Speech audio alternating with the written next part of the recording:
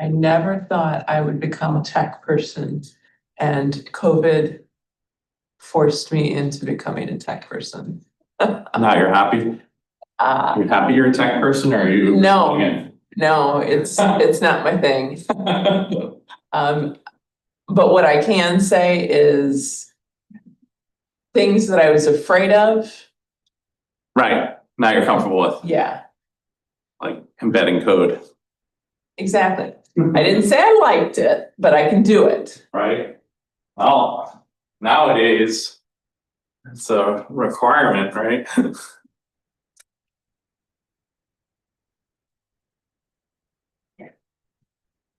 I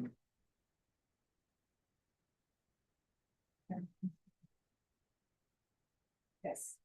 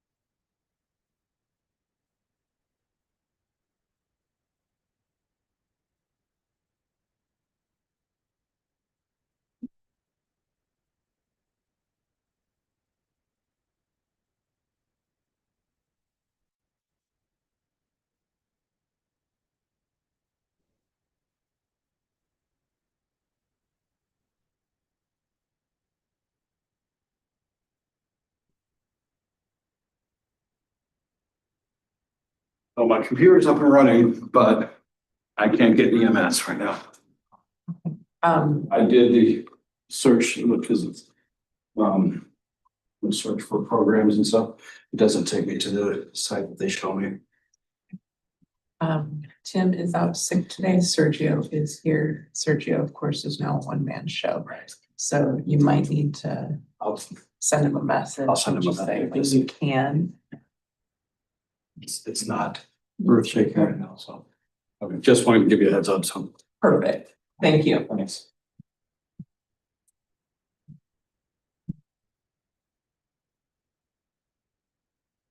So, Stephen, I'll be in the back corner of the room there.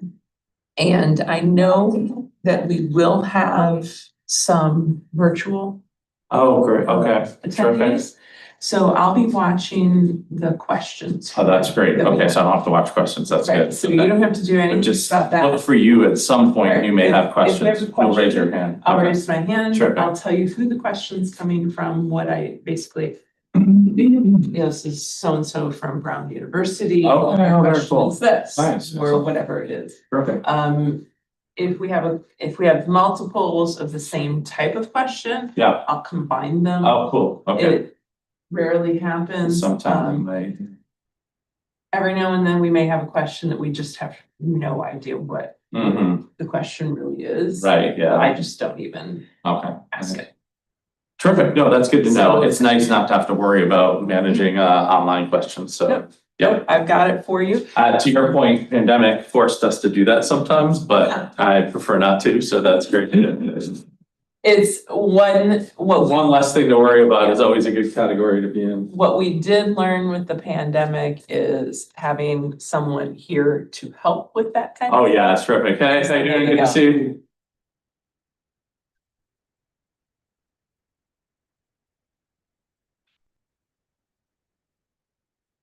How are you? Doing well. Good to see you. Very good, very good. Yeah, slept well. Nice, nice hotel. This is good. Yeah, met Diana for breakfast, which was really nice. Yeah, so it's good.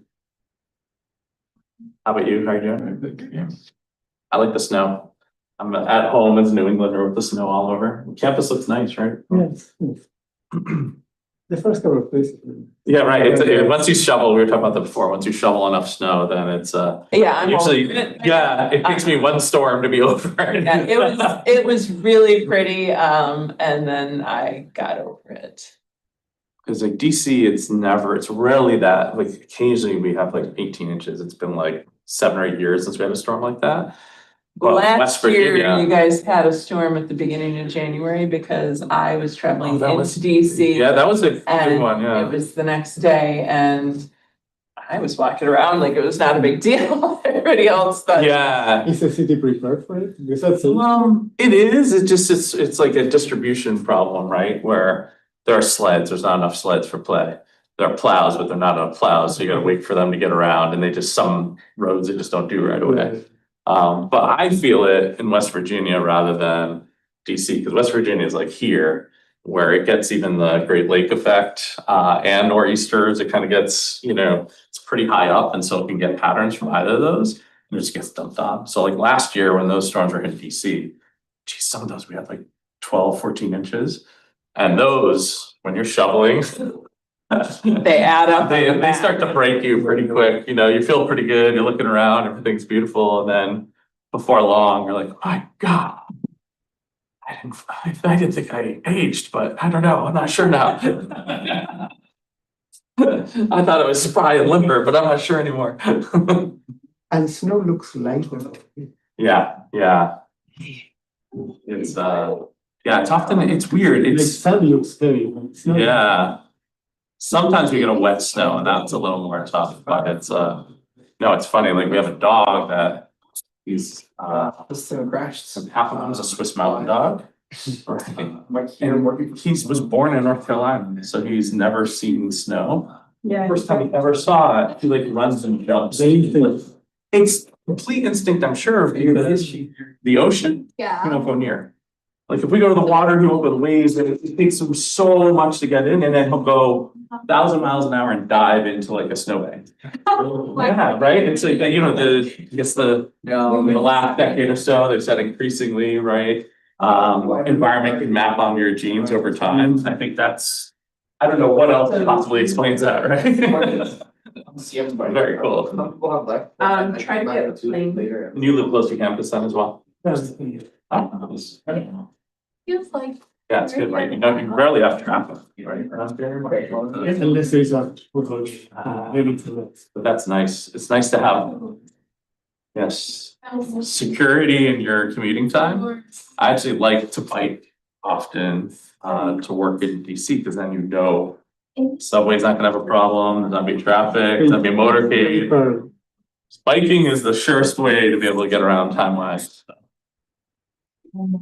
Oh, nice. Okay, Very so- sleek. Advanced slide, and it is kind of a slow, Okay, nice. There we go. okay, Oh, gosh. and that's reverse. Now, Very. Pointer. I wanna highlight Ah, a pointer. It's the very top. okay. Oh, wow. Pretty Wow. wild. That's blowing my mind. Look at that. So, Ooh. That's actually that's a great innovation. It's a little red line. Some people see it, some people don't. Yeah, that's a really good idea. you do have a Wow. confidence monitor back there. Right. Oh, nice. See Okay. it? For Um, like 3 seconds. Oh, nice. Our composition of audience is gonna be everything from faculty to graduate students. Okay, great. A couple people inserted here and there. Okay. So I'm trying to think, defining terms, I could have a range of people with familiarity in terms of finance and debt probably, right? So I don't know. Your strongest group obviously is now. Right. Yeah. Students, so.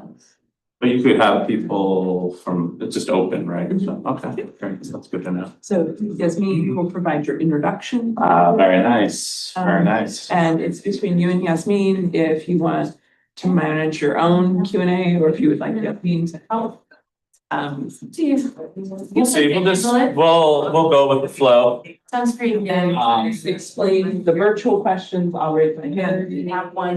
I do know that we'll have several people online today watching. Great, sounds great. Thank you for organizing everything and for having to keep up. This is. Yeah, everything's this is what I seamless. do. He kept saying like he couldn't believe the star treatment that he got to see. I might go home with a big head. Now he's gonna expect this from his wife. Yeah. It's kind of hard thing. No, It's it's so very. fantastic. Yeah, It's really nice. When you're traveling with uncertainty, it's very nice. That's Yeah. the point. Yeah, Do you have what No you? one's like. I believe so. Ooh, look at that. Right. Exciting. Yeah, right. Little special effects. going Yeah. on. Look at the red line, people don't see. It seems very theatrical, It does seem. right? We need some music. I'm gonna go get something.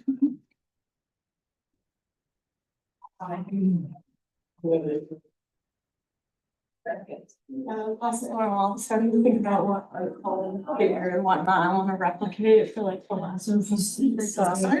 Yeah. Kaplan, How are you? good, you wanna share right here? Comfortable. Yeah, we seem to be right up here. We've been overflowed chairs for some reason right there. Got.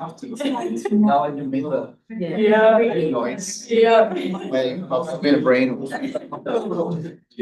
Hey, how are you? Hola.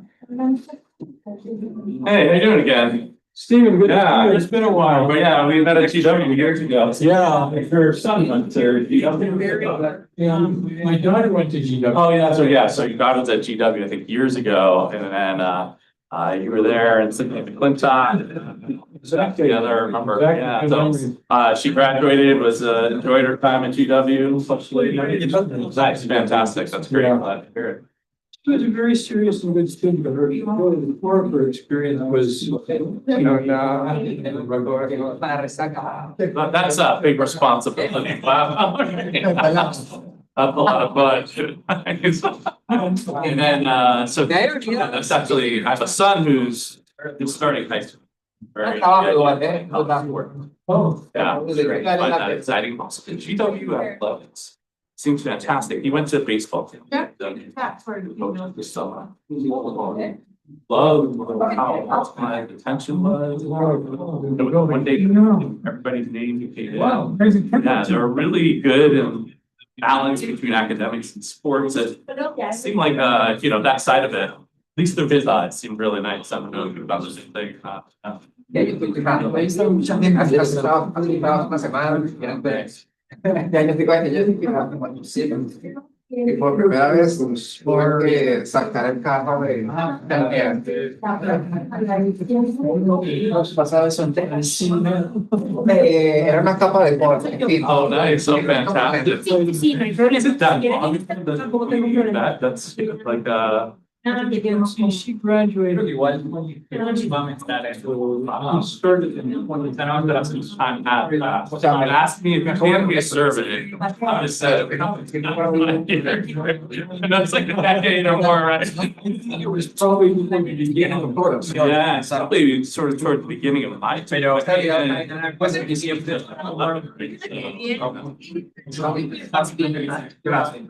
Well, it's relieved me. Yeah. Oh, okay. But yeah, I think the students, I think, are very interested in sort of. It's like It's really Monday night, you let you know. very It's well-rounded, hard. well-rounded students. So yeah, I enjoy changing their lives. Todo. En pasado.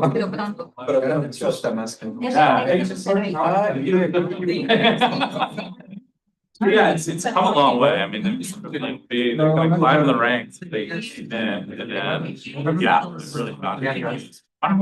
That's too many. Students and faculty. A lot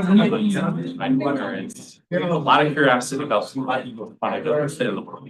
And then there seems to always be common ground, interviewing, whatever it might be, it's, okay, how are you explaining the world, learning about the world. This is great, so I'm looking forward to meeting with them for lunch. You know. I'm gonna have to duck out more early because I'm meeting one. See, just think, right, like it's, I've had to do the intro. Wasn't sure, I was sort of surprised. That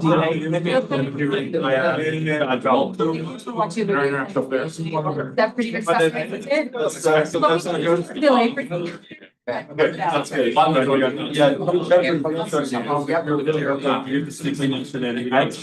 relevant. Then also, you know, as I got that.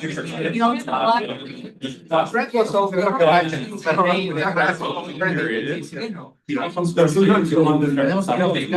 Yeah, we found that. Whenever I can sit them, this is all. Right? Yeah. And so I think of it that standpoint. At some point, whatever the profession would be, starting something new, right? So. It's positive as much as possible. It's amazing what the human mind will do to rationalize our existence. It's nice seeing you again. She is just such an awesome. I've had the. Perfect. So generous. Line of your. You got to the script. Yes, just read the last. Yeah. Yes. Lots of what's the game. Then I would prefer. There are so many permutations that I don't read. Yeah. So, Yeah, y'all left like last night. even things I may would have read a third paper now. It's We all left. only happening. Then you just. Yeah. Yes. Perdóneme, sigan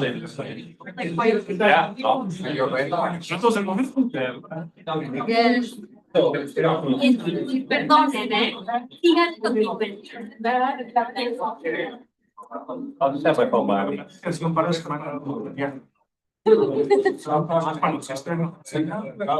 Precious moments. Está on the bitter end and had a great. Yeah.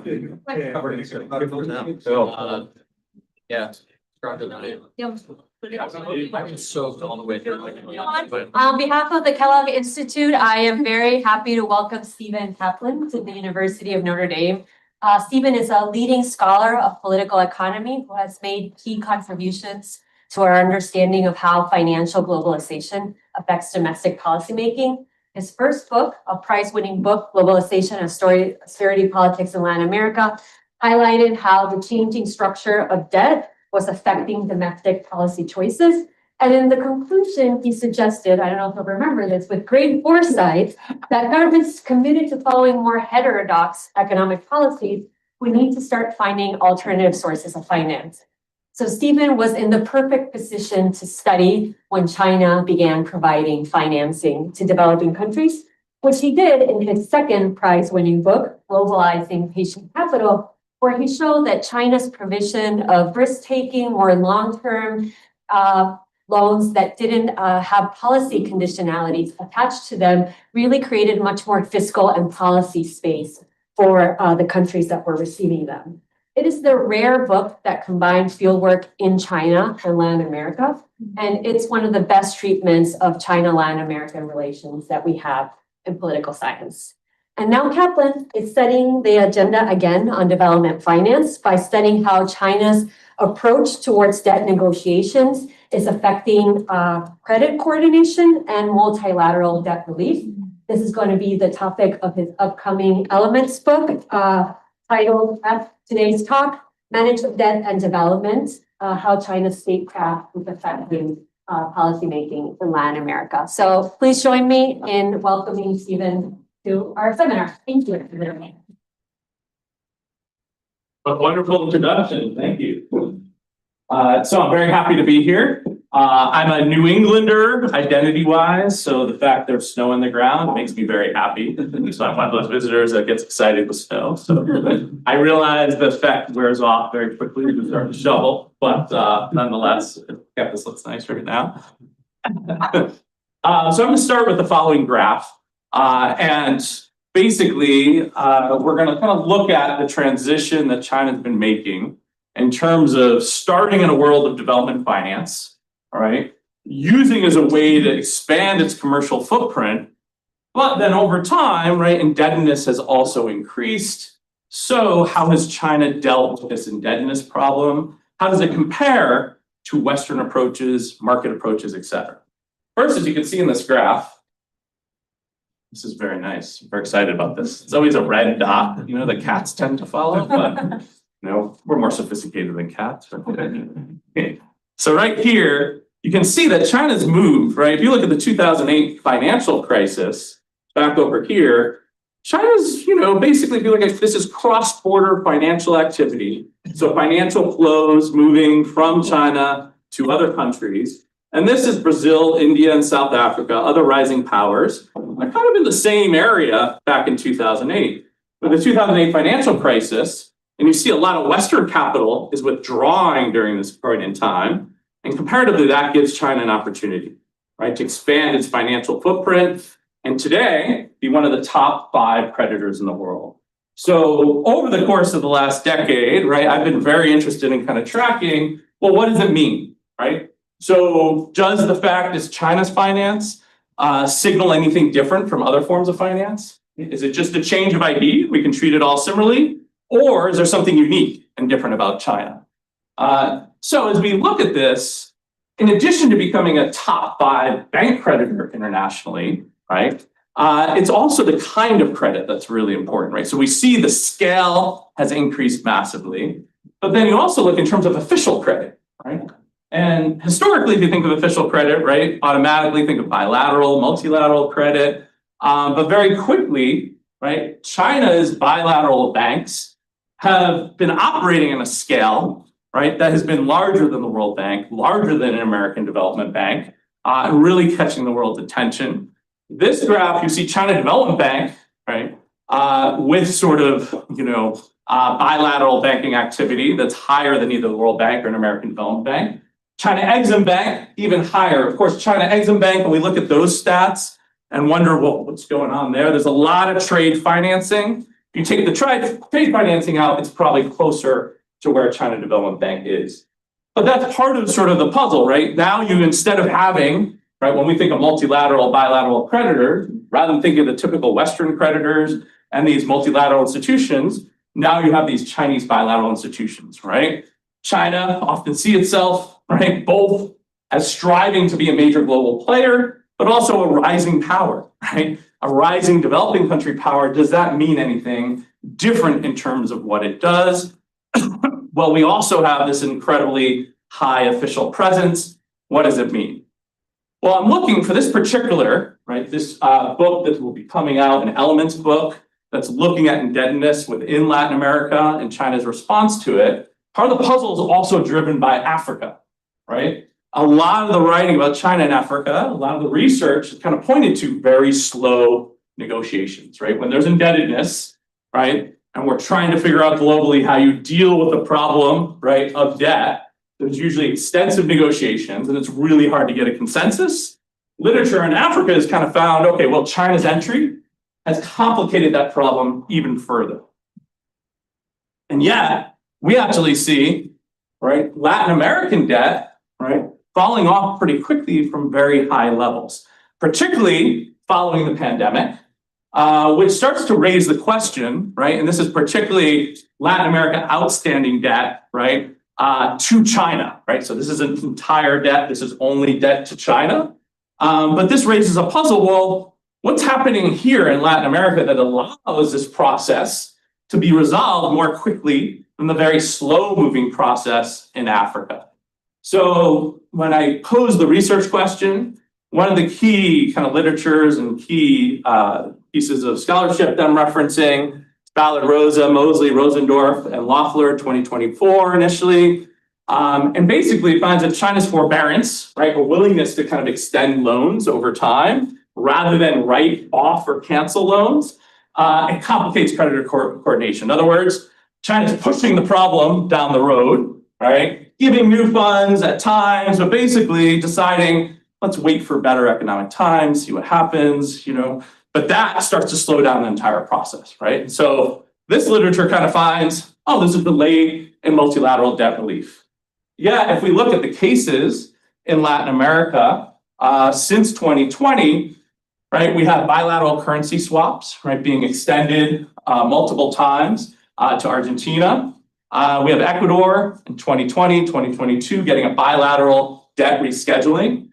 We have Suriname in 2024, not only getting bilateral debt rescheduling, but cancellation, right? Historically, the Chinese don't cancel debt. They tend to just highlight it, extend it, but not cancel. Suriname, all debt before 2013 was actually canceled, right? So surprising pattern there. And Venezuela, right, you have these repeated debt moratoriums and rescheduling.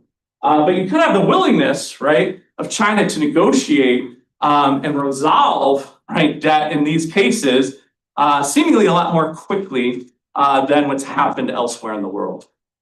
So as I theorize about this, I'm offering two channels. One channel kind of builds on a channel that comes from my book, Globalizing Patient Capital. And that's kind of this commercial channel. In that book, I find a lot of China's development finance, even though in theory it's development, a lot of that finance is oriented towards commerce, right? Creating commercial opportunities. So the first channel I'm looking at is domestic, right? And looking at China's financial stake as a creditor and combined with the commercial stake, right? So China may have a lot of outstanding loans to a country, but then the question is, well, how commercially and strategically important are those loans? And if it's in a sector, like in Jamaica, infrastructure, we'll often find that China may not, right, reschedule, may not come forward with financing, et cetera. However, if it's in a strategically important sector, right, energy, oil, things along these lines, we find China is much more willing to reschedule over time. That builds upon the idea that I'll show you in just a bit of commercial conditionality. We're all familiar with policy conditionality in terms of the Washington Consensus. China, right, famously puts forward a policy of non-intervention. This goes back to the Badam Conference in 1954, where developing countries kind of prioritize this idea of non-intervention. Also embodies this notion of a rising power, but also a developing country power. And the question is, well, there's not policy conditionality. Well, so does that mean, there's just no conditions whatsoever? No, right? I find, and we'll go into in a moment, China basically has commercial conditionality, right? Rather than development, a lot of this is oriented towards expanding commerce over time. So I'm looking at that channel in terms of financial and commercial stake is one way to determine when is China, right? When is it willing to throw money at a problem? When is China willing to reschedule? But then there's this other channel, right? Kind of this newer international channel as well. And that signifies China's financial power, right? On the world stage. And then within international financial institutions as well, right? Reflected standing, right? Its ability to influence institutional rules and agendas. I'm basing, right, this idea on 2016 IMF reforms. In addition to recalibrating, right, the stakeholder status of many countries internationally, particularly rising powers, China also not only kind of has more influence in terms of those shareholdings. Obviously, the United States still has veto. European power is still very powerful, but China rising to be kind of the third largest stakeholder, but also getting leadership positions, right? Also becoming a reserve currency within the IMF, right? That kind of changes how China is interacting within the institution. Even, look at kind of deputy directors, various positions. Since this point in time, China's continually had major leadership positions at the IMF. So in terms of the research design, again, it's a part of a book project, so I have scope, be able to kind of do multiple things, have multi-method research here. We have, the dependent variable. There's kind of two phases of this. One looking at the financial and commercial stake. The second looking at financial power, right? So in terms of the first, I have as a dependent variable, debt restructuring, also fiscal flexibility. The notion being, right, if there is a debt problem, that may follow from the fiscal flexibility, right, or higher fiscal deficits that countries have pursued previously. To what extent does that lead to bilateral debt restructuring? Independent variables, looking at share of bilateral loans to Latin American countries, but also looking at commercial state. So I have an indicator of China's commercial conditions we'll look at in a few minutes, but it basically highlights machinery and materials, so kind of classic, tied aid kind of structure where you get a loan from China, you also have to have machinery, materials, other things that are purchased alongside that. But also this important financial component, right? I just mentioned, well, China doesn't have policy conditionality. But if we think of one of the key elements of policy conditionality, of course, we think of the world of ideas, there's neoliberalism, right? There's a notion that, oh, well, if you have sort of a smaller state, greater liberalization, greater reform, right? Maybe that's going to generate growth. But there's also a financial component of that. If you have policy conditionality, you're pursuing budgetary surplus and budgetary discipline. Well, that means you're going to have theoretically more revenues coming in relative to spending and more ability to pay back your debt. So you can also think of policy conditionality as a form of, right, trying to mitigate debt problems within countries by ensuring part of conditionality is, right, having enough budgetary revenues to pay back your debt. If China's not doing that, it's the question, okay, how does it ensure countries pay its debt back? That's where commodity-backed loans and guarantees come into play. And we'll look at that in more detail in just a moment. And then the multi-method, I mentioned multi-method, we also have financial power, right? This is in itself, right, a recent phenomenon, right? And trying to basically gauge this phenomenon by thinking about, okay, in these experiences of debt distress, what has the role of China been at the IMF? What has the role of bilateral scheduling been? So just to delve into this a little more detail, and this is the definition of commercial conditionality, right? So the extent to which we're developing a concept that's different from policy conditionality, this is commercial conditionality. Another way I like to think about it, for those economists in the room, rather than having macro conditions, where a good portion of IMF conditionality is often looking at macro conditions, China's often looking at micro conditions, right? Trying to expand its commercial footprint, but doing that on a micro level. So we have two types of commercial conditionality. We have promoting Chinese commerce. This is the bilateral tie date I just mentioned, or Chinese foreign content. So if through the Belt and Road Initiative or through sort of bilateral negotiations, China extends financing for a cargo railway, a hydroelectric plant, well then part of that financing, right, is going to go toward purchasing locomotives from China in the case of cargo railway, or purchasing turbines in the case of the hydroelectric plant. So while once upon a time, China pursued a policy of a cheap currency boosting exports, they're now using the financing, I think, globally to boost exports and demand for China's goods instead. We also have commercial interest rates, right? At times, right, rates can be more concessional, more purely development, but at all other times they end up being more market oriented. So you have fluctuation there. And then currency promotion is often a really key feature of this. One idea that kind of very much comes out in my book, comes out in general when thinking about Chinese policy, very long term, right? The book was called Patient Capital. When we think of renminbi and currency promotion, China's not thinking about it 2 years, 3 years, 5 years down the road, but 10, 15, 20 years down the road. So oftentimes, as they're promoting trade, promoting investment, a lot of this is happening in dollars, but they're simultaneously laying out the infrastructure to be able to use RMB in the future. So examples of that, bilateral currency swaps, right, within central banks. Other examples, commercial banks, right? Rather than here, we're often dealing with policy banks when I'm talking, meaning China Development Bank or China Exim Bank, and your classic development banks. But China also has commercial banks. Those commercial banks started with rep offices, right, within Latin America and other countries globally, and slowly expand that commercial footprint. So you have that scaffolding available as your finance becomes more sophisticated over time. So all that is kind of traditional tools for promoting commerce. But then the second category here is, well, managing risk, because this is a huge problem. When I first went to China, I run around and ask this question again and again, because wait, if you're not focused on policy conditions and you're not focused on macroeconomics, how are you ensuring you're getting your debt repaid, right? And then again, were these kind of answers. One, administrative channels, right? Which is often linked to cross default clauses.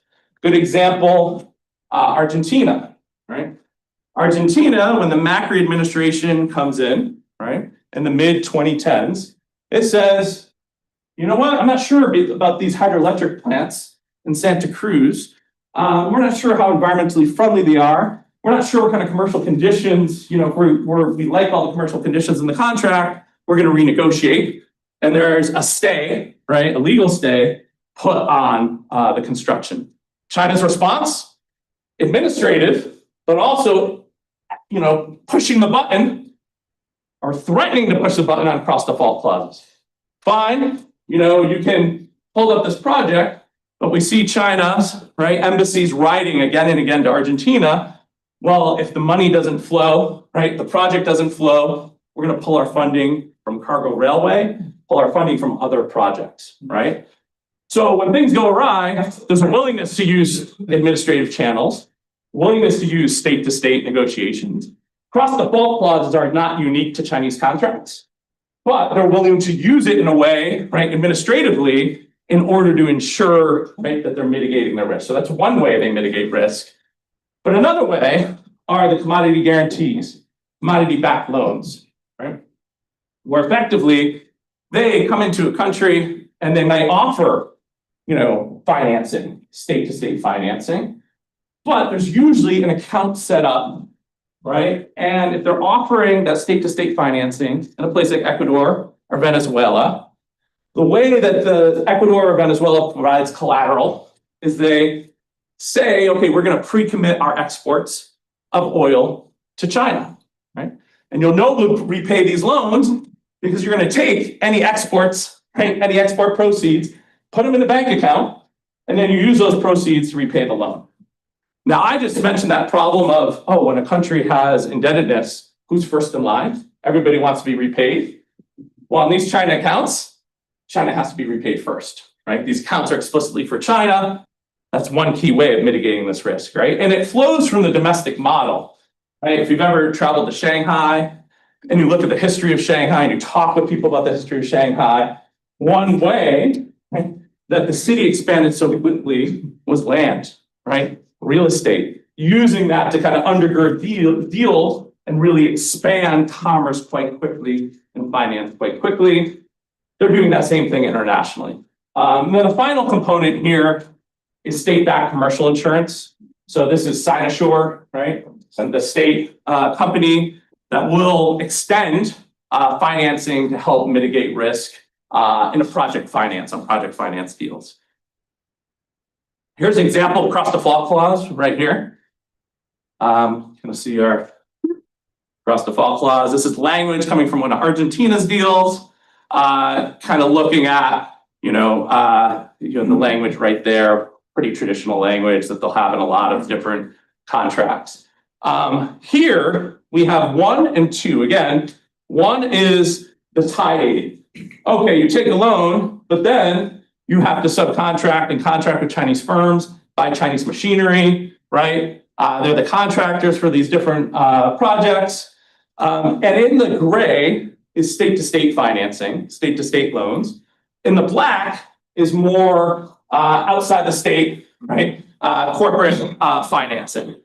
What we can see, and then as you move to 2, these are all the resource-backed loans, the commodity-backed loans, resource commodity guarantees.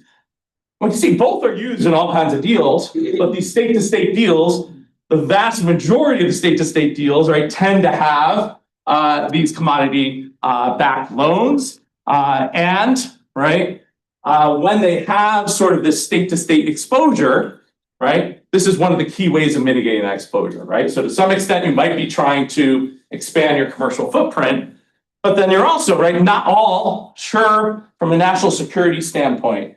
China is trying to expand its access to resources internationally, but not all these resources are even going back to China, right? At times, they're just providing collateral for these deals. So here, just going to give you some preliminary kind of statistical analysis in terms of the first mechanism I was talking about, where essentially you have primary budget surpluses, and right, you have these commercial conditions. And this kind of finds, right, the more commercial conditions that you have, right, the more you tend to have countries also having budgetary deficits. So in other words, the more you're not looking at fiscal policy, you're allowing for fiscal policy flexibility, well then how are you mitigating risk? Much more with commercial conditions over time. Also then, right, when we look at, okay, what's the likelihood that there's a bilateral debt rescheduling with debt to China? We also see the more commercial conditions there are, reflecting, oh, well, maybe this is an important strategic sector, like energy, oil, commodities, the more likely you are to get a rescheduling as well over time. So that's sort of that first element, that first channel, high commercial and financial stake, will make China more likely to throw money, right, at a deal, more likely to reschedule. But that's not the only mechanism, right? There's also this question of, okay, well, what really makes it happen so much faster, right, than elsewhere in the world? And there could be a lot of possibilities, right? Latin America, as we all know, is a region with a long history, right, of debt crises. So it may just be Latin America learned a lot from the debt crises, right, and has the capacity to manage these problems better than some of the poorer nations, right, in Africa. Even institutions, another possibility, you have China Development Bank doing most of this state-to-state lending within Latin America, Exim Bank doing most of it within Africa, right? So there could be institutional differences, there could be development differences. One other big thing that I'm pointing to as well is looking at China's change in status internationally, particularly in places like the IMF. The argument, right, that I'm making is, yeah, there's a strategic position often when they're willing to extend bilateral rescheduling, but there's also sort of, we tend to see whenever the IMF, right, is doing a refinancing or big programs in these countries, we also see that there are assurances, or the IMF's looking for assurances at the same time with China's bilateral rescheduling, right? This is different from what we see in the literature. Oftentimes in the literature, there's an expectation of competition, right? That China is going to start to compete as a lender of last resort with the World Bank. What I'm often seeing is instead, those things are happening together. There's actually more implicit cooperation where you see bilateral rescheduling from China, part of the solution with the IMF. And often these things are timed very closely together. Some of the reasons, right, I'm highlighting, I've already mentioned before, but just to kind of review, China becomes, with the 2016 reforms, the third largest stakeholder in the fund after the US and Japan. The IMF also formally adopts the Chinese renminbi in its special drawing rights. So it has this reserve currency status at the IMF. And former central bankers from China are in very important leadership positions within the IMF, right? So basically making an argument that coordination, because of China's growing financial power and influence, coordination is actually happening more often than what the literature expects to happen. So now what I'm going to do is kind of share some preliminary kind of results from our comparative case studies. What I'm going to show in these examples is just kind of this catalytic effect that this financing tends to reinforce IMF financing. First, I'm going to walk through Ecuador for a little bit, and then Argentina. And then I will conclude with some implications of the argument, and then briefly foreshadow some of the other projects that I'm working on nowadays as well. So first of all, looking at Ecuador and this catalytic effect, essentially, right, pandemic is hitting. Many countries in the region, right, are undergoing sort of debt problems. As a result, there's this question of, how do you pay for, masks, COVID supplies, medical supplies, all these different things. So there's a need for greater government expenditures, but there's also a lot of pressure on debt. We see in 2020 and 2021, CDB and China Exim Bank both granting $500 million in bilateral liquidity relief to Ecuador, and new bilateral assurances right before the start of the $6.5 billion IMF program. Even in the language, when you look in the IMF program, they say part of the reason, right, that they're willing to extend these funds is also that China has made these assurances as well. We also see that in 2022, we see once again, China's policy banks instead extend bilateral rescheduling to Ecuador through 2025, further lengthening loan maturities, cutting interest rates on oil-backed debt servicing, basically willing to sort of provide Ecuador more time to repay its debt. We actually see former President Guillermo Lasso.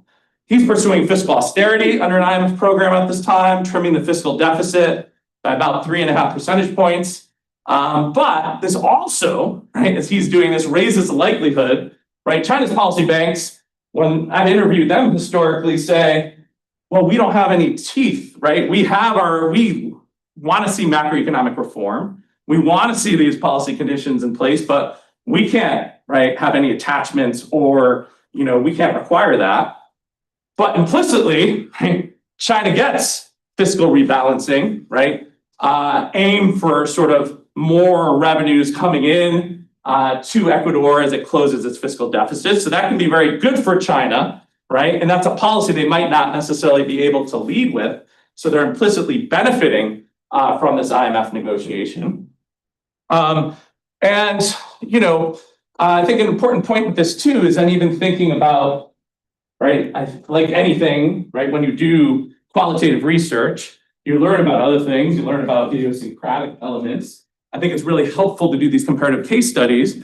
One thing I even learned recently, Guillermo Lasso just came to GW last week, did a presentation. Of course, I stood in the front row. Right? Most professors at one point in time were that exuberant student.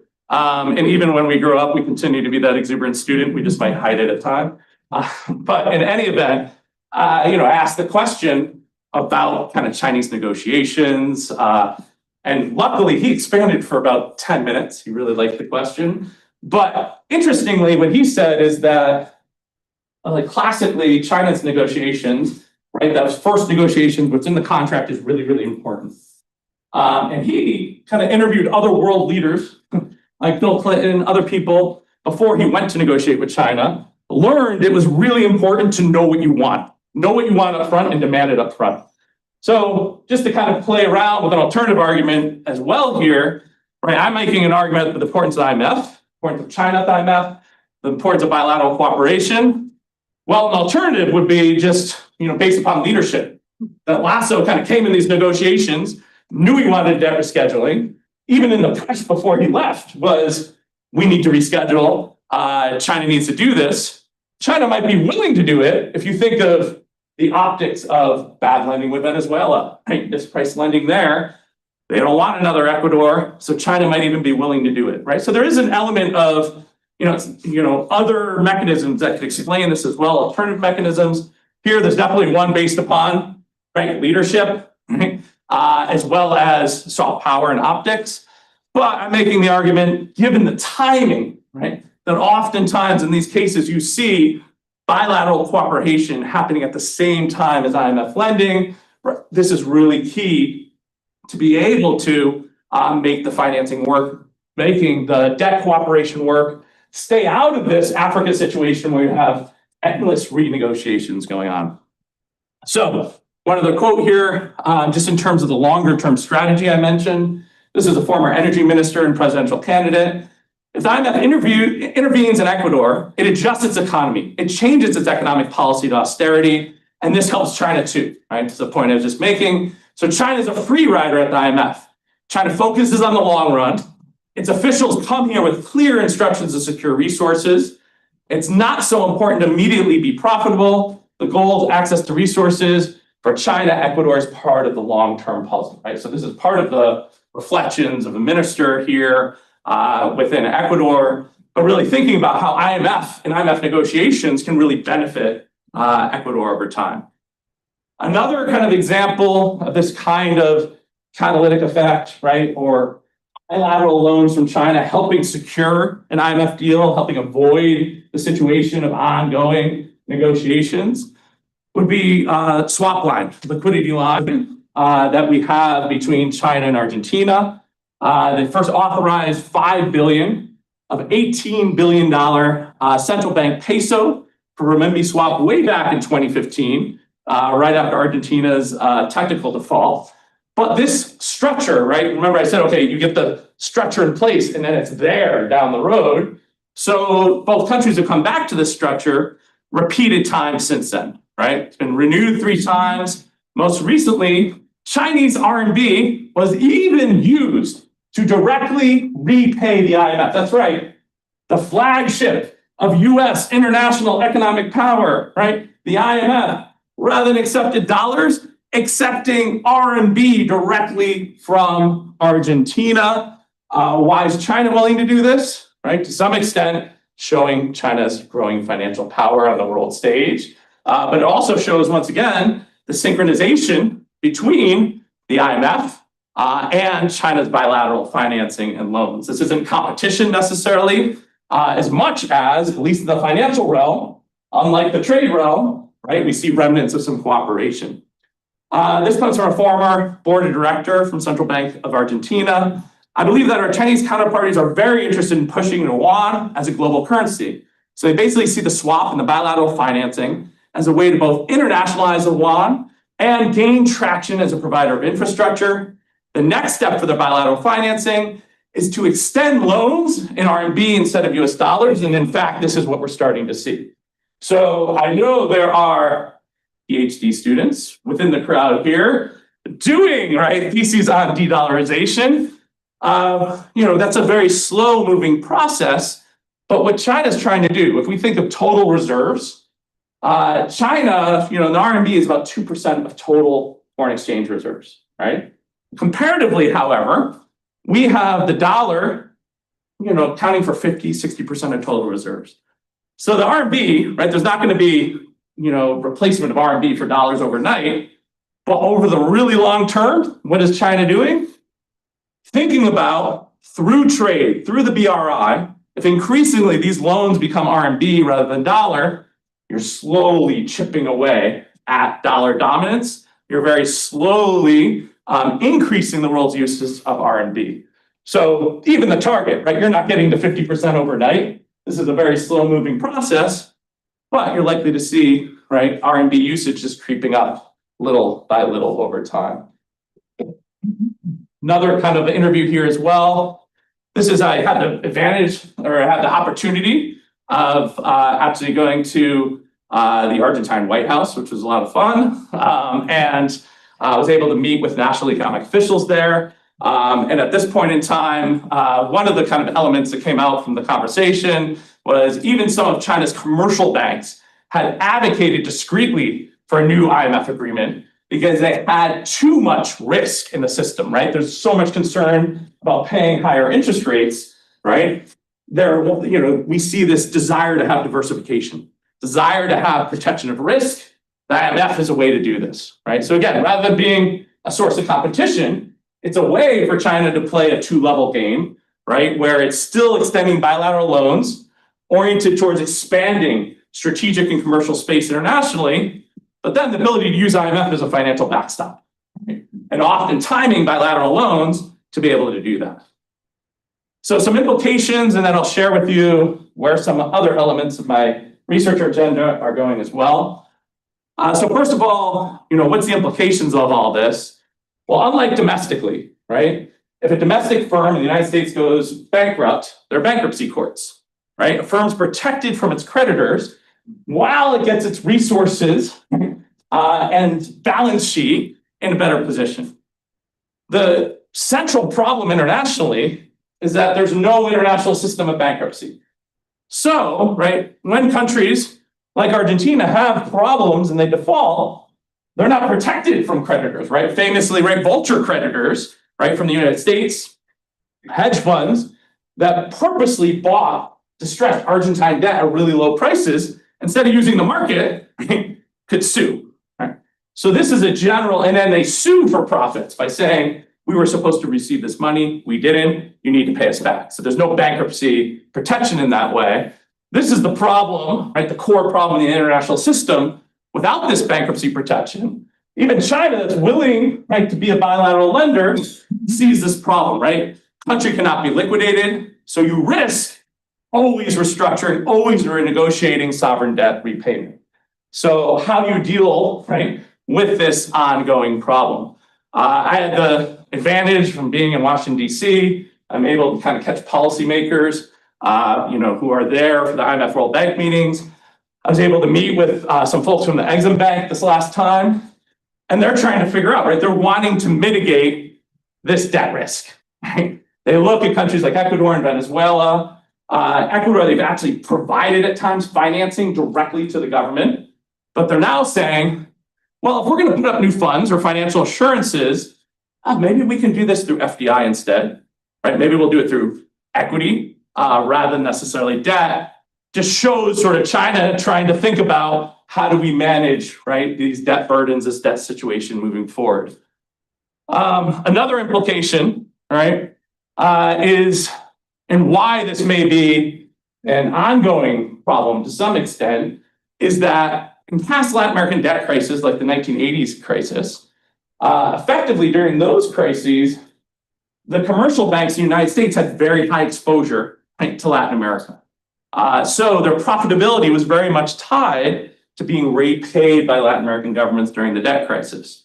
And as a result, right, you had forbearance, but you eventually had the willingness to cancel and write off loans after, it took a while, but after like a half decade. Comparatively, China's exposure, even though it's a lot for the countries, for the borrowers, it's not a lot for China from a balance sheet perspective, right? So there's not that same, concern about risk and exposure that's going to drive China to an immediate solution. US banks in the 1980s required regulatory forbearance to stay afloat. There are some similarities, with China kind of extending some of these loans. There's a similar kind of forbearance, but 1980s, it reaches a point where with the Brady restructurings, okay, we're going to write off, we're going to cancel it. China, we don't necessarily see that, even in Latin America, outside of the case of Suriname, and it's long-term commercialization, right, that really seems to be the main driver. One other kind of key thing, this debt burden, right, question. How do you resolve the debt burden over time? There's increasingly some pushback to the IMF's rule. It's not just China, right? So there are elements of competition here, but more through burden sharing, where China thinks it's unfair that the IMF gets preferred creditor status, meaning the country's going under debt distress, has problems, and has to pay back the IMF first, right? China says that's not fair, right? So it wants equal treatment. That's one of the big things that's held up negotiations in Africa. You still see these kind of, again, alternative mechanisms, right? To what extent are there similarities to what we're seeing in Africa? Well, there is frustrations, right, on some level with the IMF and preferred creditor status. This comes through in this quote from Argentina. This is a former economy minister saying countries are starting to discuss preferred creditor status. If you lend money so that country regains market access, but subordinate private sector debt because of preferred creditor status, right? We're putting the IMF first. It's impossible to regain market access because all the resources go to repayment. And that's a problem for the international financial architecture. Again, bigger international architecture problem. How do you generate confidence? You cannot say you have preferred creditor status when your program is poorly designed. Take a loss, take a hit. In other words, why is IMF first in line when sometimes, from this perspective, the IMF's giving bad advice, right? The programs aren't working.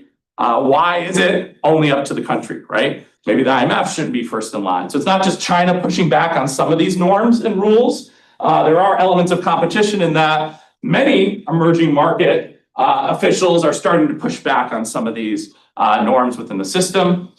It also sort of generally underscores the importance of trying to bring as many creditors into the process as possible, but trying, kind of treating creditors equally is a big, important point moving forward. Whether sort of we see a willingness to do that, we did a bit in Africa, but limited.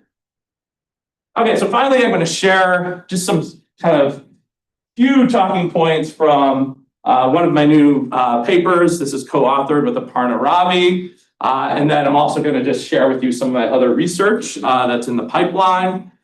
This is basically looking at why it's relevant today, is looking at China's development finance strategy, which I mentioned is kind of using the comparative advantage in finance. China has more assets than any other country, right, in the globe, and it's able to kind of take these assets and help, right, improve the competition of firms within sectors, right? Help gain market share by throwing all these assets, right, through international lending, through infrastructure financing, in order to really have this global industrial policy, right?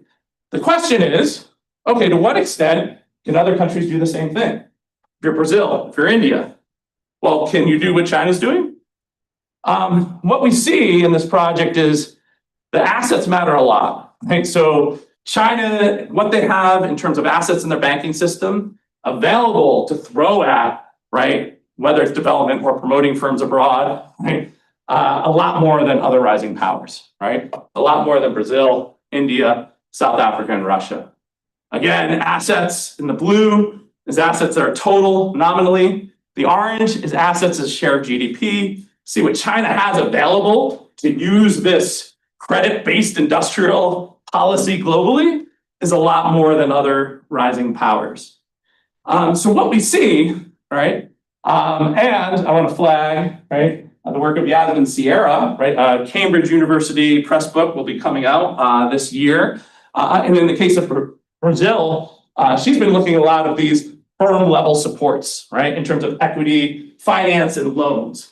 What I'm pointing out is this broader balance sheet diversification, not only happening in Brazil, but India, and then arguably even China today, where instead of doing this big project level financing that helps give industrial support to entire sectors, we're seeing more and more firm level targeting over time.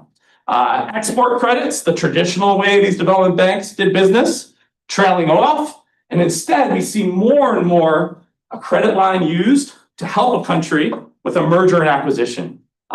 India has facilities like this, right? Or loans specifically oriented towards acquisitions internationally. Similar to India, right? Export credits trail off, and we see new lines of credit and equity finance on a firm level driving the way the banks are doing business. So what's my argument here in kind of the first line of research? There's an R&R here that we're doing, titled Banking on the State, Competitive Advantage in State-Led Financing. The idea is if you have more limited financial resources, you have to target firms.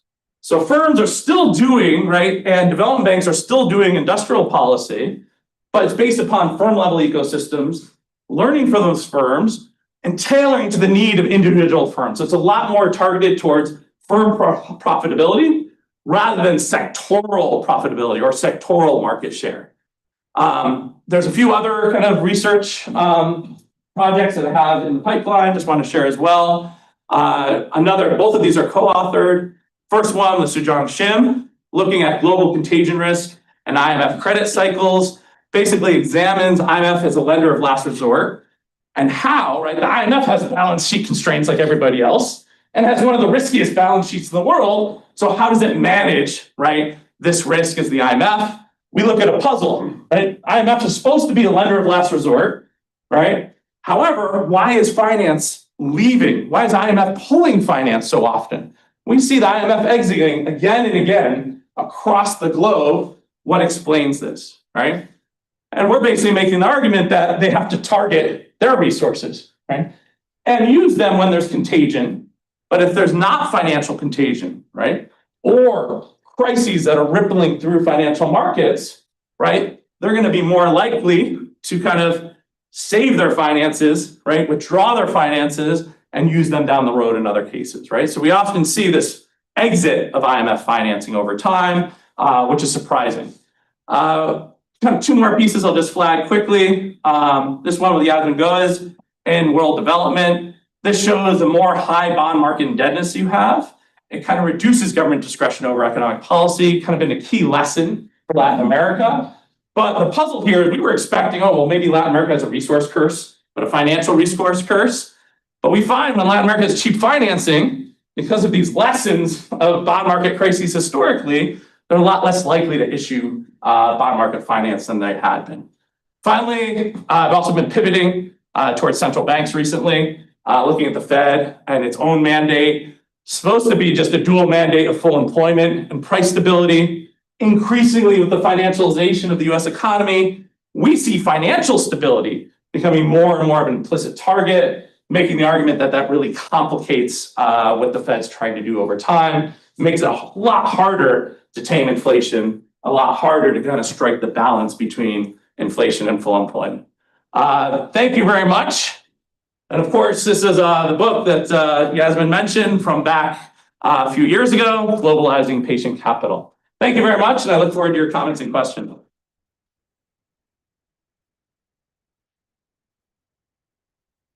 You want to field your questions? Sure, I can field questions. Go for it. Thank you for the presentation. My question goes beyond the topic of indirect investment. I want to understand China's capital investment in Latin America, which focus on direct investment.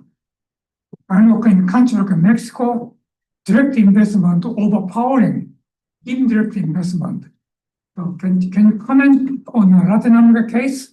How important is direct investment compared to indirect investment? Sure. If I understand correctly, your question is about other forms of investment rather than state-to-state investment, foreign direct investment. And what I see that being is kind of a product of two trends, right? The first trend, China's learning as a creditor, right? There's a debt trap narrative that's out there that suggests that China strategically is getting other countries indebted in order to get assets. I would offer an alternative, which is China's learning as a creditor, making bad investments at times, right, and having to diversify.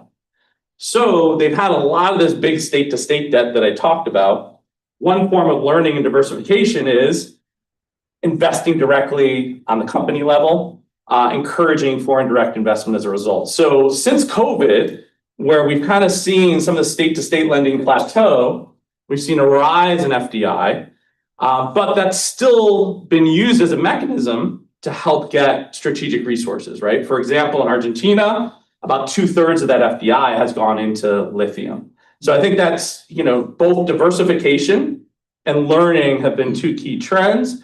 And then I think some of it too, the way I like to think of the state-to-state financing is it's a way to enter new markets, right? So if China wants to enter a new market and it does this big infrastructure financing, as it becomes more sophisticated over time, both as a market player, but also financially, it allows them to have kind of more and more of a complex structure, right?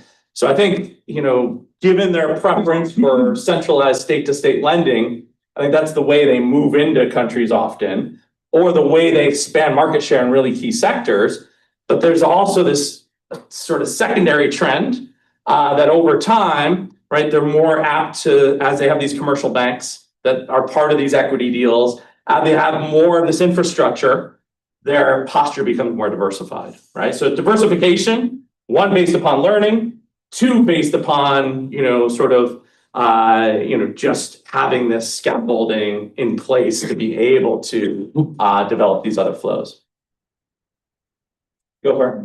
Thank you, Stephen. Fantastic job. See you again. I have two questions. One is more of a clarification. And you mentioned the way you explain China challenges and expands our definition of debt to include trade, finance, commerce, etc. Is it a fair comparison to include all these additional bundles in the intent of foreign debt, what the Chinese are doing, or should we be comparing all the countries along similar lines? So if you compare to IMF, there's only one line, but if you compare bilateral debt, you need to include all the categories as well. That's more a clarification. On the Ecuador and Argentina cases, I find it fascinating. Both cases are serial defaulters. They are well known, together with Russia, some of the most delinquent financial defaulters. And they have had a difficult relationship with China for the previous 10 years. So I guess I'm trying to understand from a perspective, what is China's gain here? is it to sort of get the most or better conditions out of our two vulnerable countries, extremely vulnerable because it's happening right financially very much at risk, etc. And perhaps the longer term question, what is China's strategy vis-a-vis the IMF? Because as you correctly pointed out, both negotiations happen alongside with IMF bargain. So is it China trying to disrupt and make the most of IMF's vulnerability, or is it trying to, in the long run, strengthen the case of IMF? Great. I'll start with the second question and move backwards. And so I guess one way, thinking very macro about the second question, which is what is China's strategy, which I think also plugs into the theory that I had to go through a little more quickly. But in a time where we're seeing lots of trade frictions between the United States and China, many countries in the world and China, I think one point, one observation I initially had was, well, there's a lot of financial cooperation, right? So even though you have tensions and other elements of economic interdependence, there is financial cooperation. What explains that? So my argument would be, well, this trend of expanding commerce in the Americas has been going on, right, 15 years or 20 years at this point. They have a lot of exposure to the region. They have a lot of business. So compared to initially, where China, okay, financial stability, maybe it's important.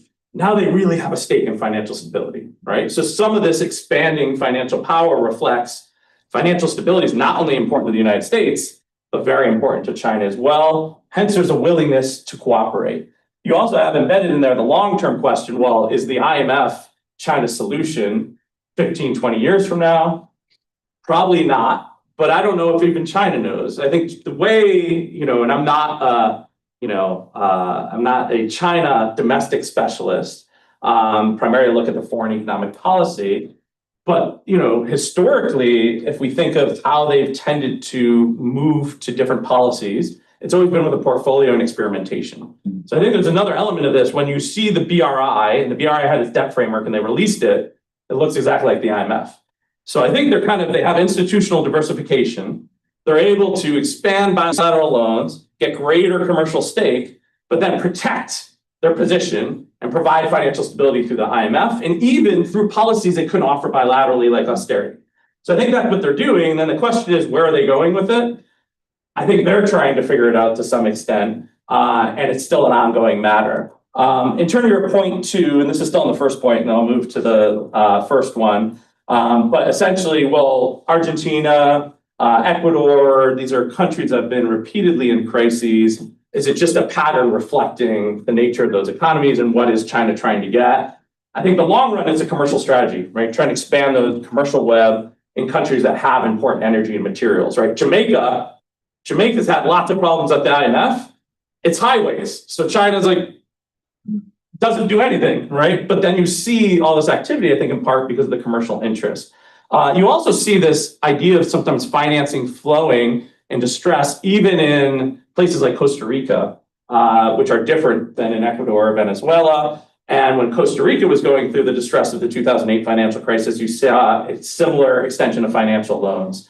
Let's see, there was another point in terms of, what was your first question? Just your definition of debt. What? Your definition of debt. Oh, thank you. Yeah, so this is a big issue on the global scale because right now, China Development Bank is considered public debt, right? And I want to say, when I'm looking at China, I kind of put those graphs up that included trade. I wouldn't include trade, right, as overall debt. But I'd make the argument that China Development Bank should also be included, right? Because they've done all these state-to-state loans with governments, Ecuador, Venezuela, even provided Ecuador with financing to cover deficits.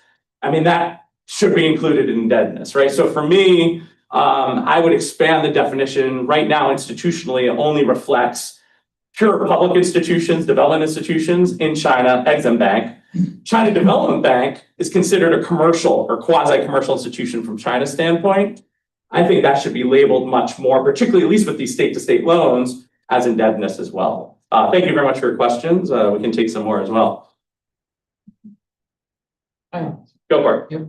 I'm Ricky Clark. I'm an assistant professor in political science. I think this is super interesting. I'm going to ask two questions and try to do it relatively quickly. The first is on China's strategy again. And so I'm thinking about, there's some work by Aditi Sahasrabudhe that looks at sort of emerging lender swaps. And basically the punchline is they're just really ineffective. They don't actually give a lot of liquidity to countries. They actually lead to worse off financial situations in the 3 to 5 years to follow a swap being activated. They're rarely activated in the first place. And so I guess what I'm asking is it actually China cooperating with the IMF in a really sort of eager, positive way? Or are we just seeing China failing in its ineffective swaps? It leads to worse financial positions in these countries that receive such swaps or loans. And then you end up at the IMF because you're in a bad financial situation, right? You've sort of exhausted your options. So I'm thinking about what is the temporal kind of sequencing of these things? My second question goes back to your puzzle about sort of sub-Saharan Africa versus Latin America. And I want to know if we should be thinking more about the recipient or demand side as opposed to China and the supply side. So if I'm a Latin American country, I'm in the middle of the China-US kind of squabble for influence. The US still cares a lot about Latin America. We see Trump super active in Argentina right now, for instance. And so if I'm China and I want to retain my position in Latin America, I probably have to offer forgiveness a lot more than I have to do in Africa, where we have the West retrenching, right? We have the US sort of gutting USAID. We have both Germany and the UK gutting their own foreign aid budgets. And so, if I'm China and Africa doing One Belt things or trying to extract resources, these countries just have fewer options. And so I don't have to offer forgiveness. I can sort of just wait and extract.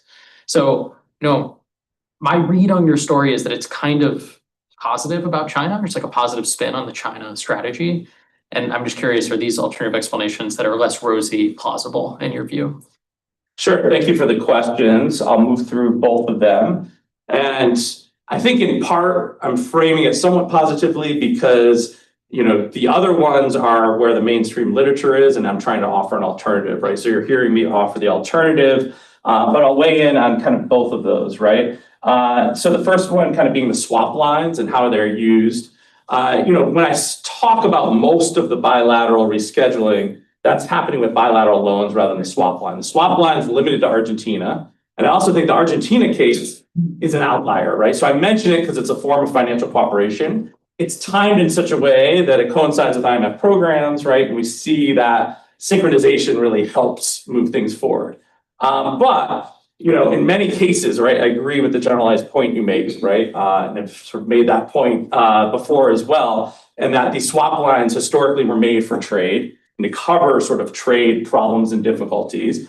Oftentimes they're not activated. And if they are activated, you need China's approval, right? So all these, and oftentimes it's in RMB, right? So you have to convert it into dollars. You have to have China's permission to convert that in dollars. That is a bureaucratic Byzantine process sometimes that Argentina has been able to do repeatedly. And it has been a support of their reserves. But I think that's an outlier case relative to the globe. So I think the swap lines are much more part of their long-term infrastructure than necessarily, for example, the Reinhardt paper. I'm very skeptical of the idea that they're a competitor in terms of lender of last resort. So I agree with that part. In terms of sub-Saharan Africa and some of the differences, undoubtedly there are differences between these regions, right? I mentioned them, some of them earlier, different banks, different income levels, different geopolitical strategy. Undoubtedly, in terms of the context with Latin America, geopolitics is going to be really important. The middle income markets are really important. I mean, I'm saying China has a commercial strategy here because energy is pretty effective, right? It's a pretty profitable sector. So China wants to be in it long term, right? Where in Africa, not only do you have withdrawal of US aid, et cetera, but you have a lot less income, a lot less industry. So my argument would be, well, why, if I were to say, what's my alternative argument, like compared to the arguments you put out, I would say it's that commercial drive that really makes Latin America different. But of course, it's a complicated world and these geopolitics are really important as well, particularly when you have Trump administration willing to extend, right, bilateral debt directly to Argentina. That's the flagship of geopolitics mattering, right? Or lithium, we could go back to that too. Thank you. Go for it. My question was exactly on this geopolitics, because it's coming out in a lot of the answers, but wasn't very prominent in the presentation. And that's the conventional wisdom. That's what China is doing. But even in the example you gave out, this hydroelectric plant in Argentina, you tie it to these commercial and administrative conditionalities, but it read like a geopolitical conditionality, right? Because an alternative interpretation of that is that China was very active there because there was a resource, a very valuable one involved, and that's why they were so active in applying that conditionality. So I'm curious, just I mean, this seems kind of like a very bold statement you are making that commercial interests are the primary motivation behind China's. So I'm curious what's your description of what Sure. China wants? What does it maximize? And just one more thing, this ties to something Ricky mentioned, which is the competition with the US. Right? Exactly, right? Like I would expect China to, if competition with the US plays a role, to be more strategic, right? So now that you have a government that is very pro-Trump, very friendly in Argentina, maybe they would have to be more generous in what they offer. So I'm curious if you could evaluate with your data whether the strategies have changed depending on the government they were dealing with. Great. So in terms of I guess the question in terms of what's geopolitics and what's geoeconomics, I would still consider if it's a resource, right? So that's still a commercial. I would define that as commercial, right? Because you're still trying to expand your market share in a key sector and have a key resource, right? So yeah, you could frame that geoeconomically or geopolitically, but my driver in terms of how I would define that's still like a commercial resource, right? That's still an important commercial resource. In terms of then the question in terms of partisan alternation, right, with the IMF, this is happening before our eyes. So it's something that I'm speculating on more than necessarily reflecting on data. I would think there's a few different mechanisms, right? They just highlighted it's there, right? And recently you see more of this geopolitical mechanism because you see, parties, leaders that view themselves in similar terms willing to align, right? And so I think that's one explanation for the financial bailout. I think another explanation is in a world where you've just gone through a trade war with China, it's in a detente, but effectively one of the key pieces is a ban on rare earth minerals. You can also make an argument, once again, sort of commercial type of argument, that resources are really key there, right? It could also be a lithium kind of argument. I think it's too early to kind of differentiate which of those is the driver. But what I would say is it's a highly exceptional case compared to the data historically. The data historically, you have the IMF as an intermediary, right? In almost every single case, and even acting as an intermediary, hedging risk through austerity, hedging risk through policy conditionality. Argentina, just a few years ago, said, why not give us a credit line without conditionality? IMF says, no way, right? So we're in an extremely exceptional world where you have funds directly used from the ESF, government treasury funds in the United States extend to Argentina. If you told any of us this would happen 5 years ago, we would say, no way. I used to work in a division of the Fed that was set up in the wake of the 94 peso crisis for the explicit reason to serve as an early warning system because there's so much congressional fallout and inquiry into the use of ESF loans. So I would say with this entire loan to Argentina, wow, it's outside the historical data, but it offer, you could make either a geopolitical argument or potentially a lithium type of argument there where the United States is trying to respond to China. But we're also in a world much more of trying to predict what's happening in the United States, which is also to some extent outside the scope of my direct theory. All right. Thank you. There was another question back there, right? I think. The moment has passed. You sort of answered it. Okay, Thank you. nice. Jing back there. I'll go for it, Jing. She also has the. Oh, sorry, About the last. my vision is not always so great. Yeah, I can't, yeah. Like last, the Trump loan to Argentina is not the first one, actually part of Argentina using China swap to pay to the IMF was because Trump already gave impossible to pay a loan in 2019 to Argentina government. So it's not the first time Trump is destroying Argentina economy. So it's actually it's something that has been for the last 10 years now. It's not that new.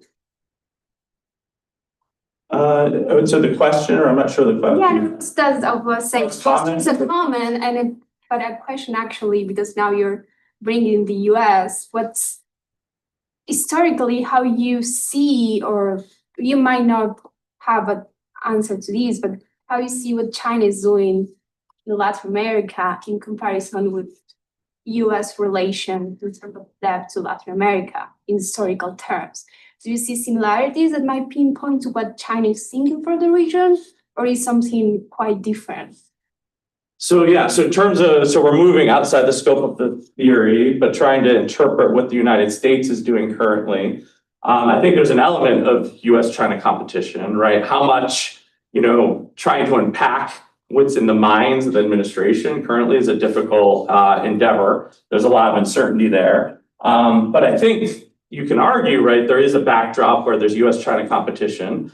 The United States is perpetually trying to find ways to react to China. We've had initiatives based upon infrastructure, where arguably, right, the United States doesn't really have the comparative advantage relative to China and wasn't willing to invest the capital. That didn't really go anywhere, right? And so I do think there's an element, where you're, okay, you have within Argentina, you have, at least from the way this current administration thinks of it, you have a government that is aligned with the United States. To what extent can you keep that government right in the United States orbit? You can tell a narrative that is, it's the idiosyncratic nature of Trump with an ally. You can also tell a tale that's more strategic, where it's one way to ensure, right, not only access to maybe things like lithium in the future, but also friendly relations with a key potential ally. There's an interesting counterfactual. I'm not an electoral person, I'm not an Argentine electoral person,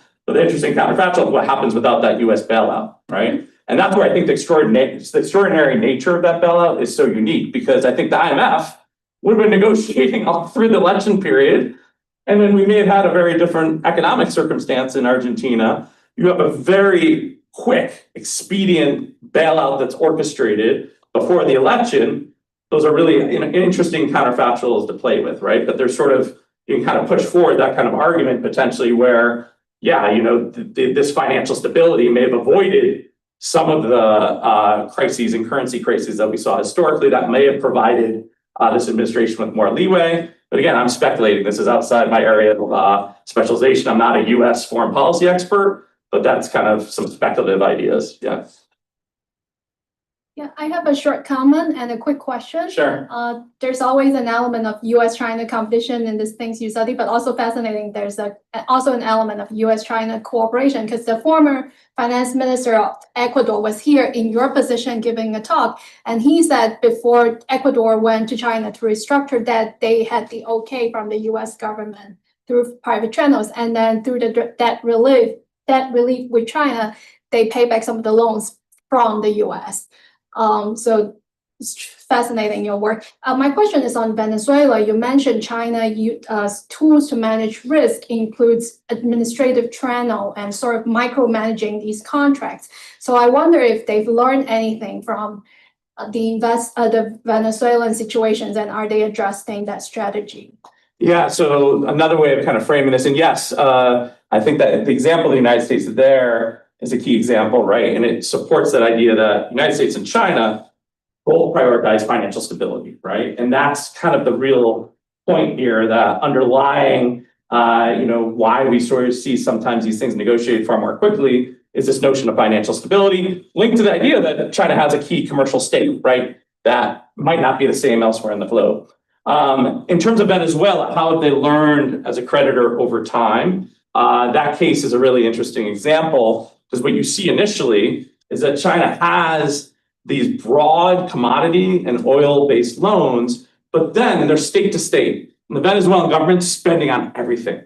It's spending on cattle, it's spending on cargo railway, it's spending on commuter railway, it's spending on refrigerator factories, and it's not profitable. Trains are being built that, the tracks and everything, and it just, abandoned, right? So the projects and investment are not coming to fruition.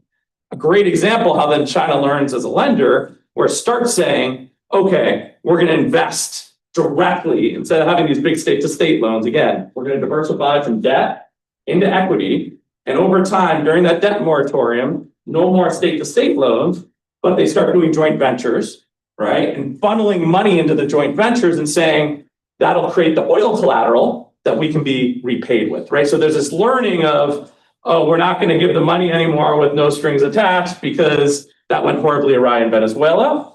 We still care about the commercial stake over the long run, but we're going to invest directly in oil and only oil in order to get that collateral, right? So you definitely see that kind of learning over time. And just as a final point, you don't see a debt trap, I think, in Venezuela from the standpoint of when the commodity starts to happen in 2014, 2015, you see China starting to decrease its financial ties. I would argue if they're really trying to do a debt trap, then you'd see an extension of financial ties, right? Which we actually see from other players, like Russia starts extending financial ties through its state oil company, 2019, right? 2018, 2020, all at a time where you would have think, okay, the commercially viable and financial viable thing to do at this point would be get out of there, right? But we actually see Russia doing much more of the kind of thing that China's accused of historically. Go for it. You go. Just a clarification. So I'm trying to figure out how this commodity-backed loans will be, right? How the enforcement works, right? Because even in the case you say, well, they can move into more direct investment, but even in that case, you have the risk of expropriation, which is not a trivial risk. And so I'm trying to figure out how the enforcement works. Yeah, so I guess another way of thinking about this, right, where, okay, you don't have policy conditionality, so you don't have the budgetary, policies saying, okay, you need to have a surplus, you need to generate revenues. But then how does China ensure it gets paid back? In some ways, it's saying, well, if we move off the state balance sheet and then we move to the state oil company, and then the state oil company sends us exports and we put that in a bank account, we'll then have proceeds to repay the debt, right? But I think the key point is that you can't really diversify away from credit risk, sovereign credit risk, the way that China tried to, because it's still exposed to Venezuelan risk, right? So theoretically, yes, you have that money in a bank account, it can be repaid. But then, I don't know if I have this graph with me, I will look. Let's see if it's up here. Yes.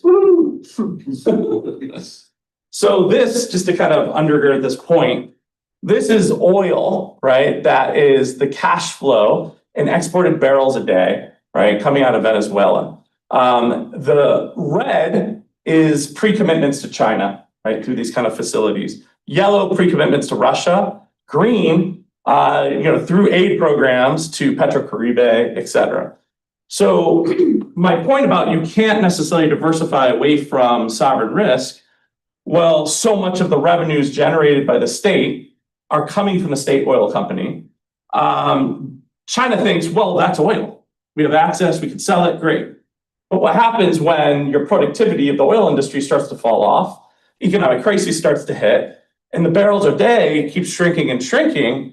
Well, you can't really protect yourself from sovereign risk because the cash generated barrels start shrinking so much, right? That's when the debt moratorium hits in 2016, right? Even though you have those pre-commitments to China, Russia, PetroCaribe, they say, no, we can't pay it anymore. We need a moratorium, we need time, because they don't have enough cash to even reinvest into the industry, right?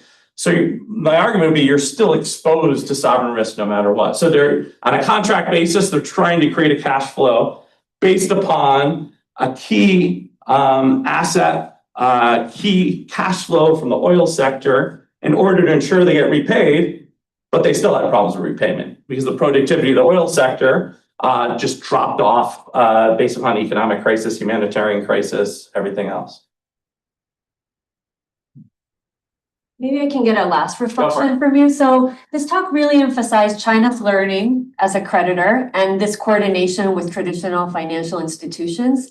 And I wonder, should that lead us to a new conventional wisdom on the effects of Chinese financing in developing countries? Because right now, the conventional wisdom seems that it increases the fiscal and policy space of developing countries. But do you think that's going to be the case given these dynamics?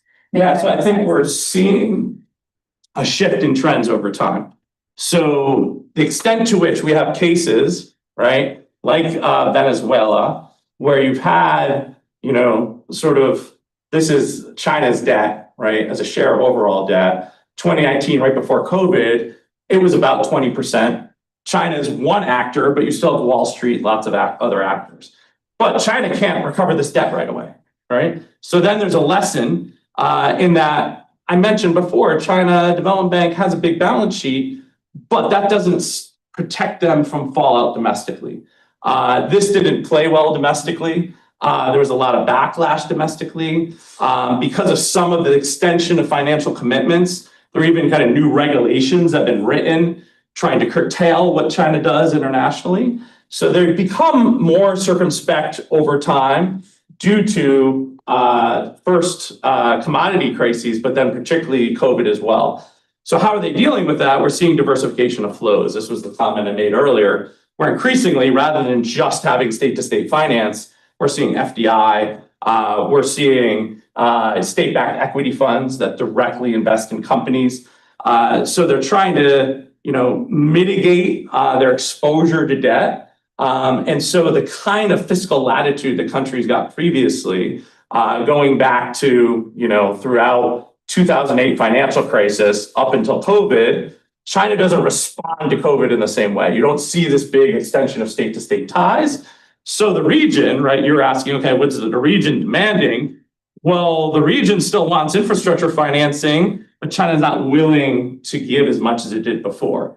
So as we then get a diversified set of flows, you get investment, right? Argentina, it's great to have investment in lithium, but it's not going to bring tons of revenues into your government, right? So it's not, giving you this fiscal boom that you had previously. So there is a difference in terms of the trade-off now, where now China has a more diversified structure, and where you see the state-to-state financing is a lot more targeted. So you see it in places, again, where China has a strategic interest. So the nuclear deal in Argentina didn't end up going through, but why was China willing to invest like concessionary loans in a nuclear deal, expand their footprint in a key market share? Argentina is a key part of that globally. The extent to which they could have done that could have been really good, right? So you still see the state-to-state loans used strategically in this way, but far less compared to when they were first entering into Latin America, where it was very broad-based. Well, thank you so much. We really enjoyed this talk. Yeah, thank you. Great questions.